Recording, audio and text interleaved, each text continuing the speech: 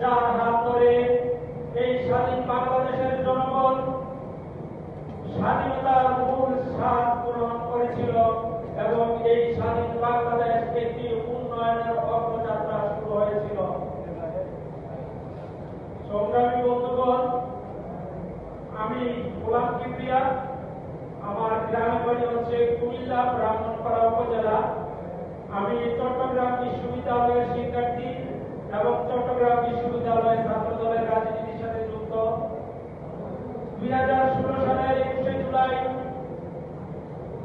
আমার পরিবারকে ধ্বংস করার জন্য এবং আমার পরিবারের রাজনীতিকে ধ্বংস করার জন্য আমার পার্শ্ববর্তী প্রতিবেশী কুমিল্লা 5-এর সাবেক এমপি এম.এ. জাহেদ এবং ব্রাহ্মণপাড়া উপজেলার সাবেক চেয়ারম্যান এবং তৎকালীন 16 সালের কুমিল্লা দক্ষিণ জেলা ছাত্রলীগের প্রেসিডেন্ট আবু তৈব মবির নেতৃত্বে 2016 সালের 21শে জুলাই আমাকে অপহরণ করে রাতভর নির্যাতনের মাধ্যমে সকালবেলা ছুরি দিয়ে আমার 2 চোখ উপড়ে ফেলা হয়।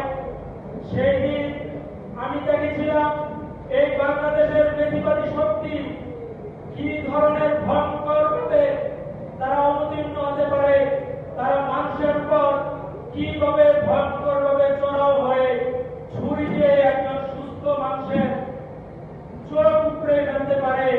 যেমন দেখেছিলাম 11 সালের 6 জুলাই ঢাকার রাজপথে ওই কুখ্যাত বিপ্লব, ওই কুখ্যাত হারুন রশিদের নেতৃত্বে আমাদের প্রিয় নেতা জয়নাল আবদীন ফারুকের উপরে কিভাবে আক্রমণ করা হয়েছিল।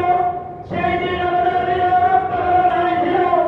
এই বাংলাদেশের জাতীয়তাবাদী শক্তির প্রত্যেকটা সদস্যের হৃদয় রক্তক্ষরণ হয়েছিল। প্রিয় বন্ধুগণ, এই দেশে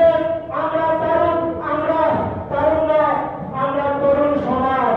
আমি শেষ কথা বলি, এই দেশে আমরা রাজনীতি চাই, এই দেশে আমরা রাজনীতির সংস্কৃতি চাই, কিন্তু এমন রাজনীতি চাই না যে রাজনীতি মানুষের চোখ তুলার হাতিয়ার হিসেবে ব্যবহার হবে, যে রাজনীতি মানুষের অত্যাচারের হাতিয়ার হিসেবে ব্যবহার হবে, যে রাজনীতি জয়নাল ভারতকে সাপের মতো পিটিয়ে রাজপথকে রক্তাক্ত করার হাতিয়ার হিসেবে ব্যবহার হবে।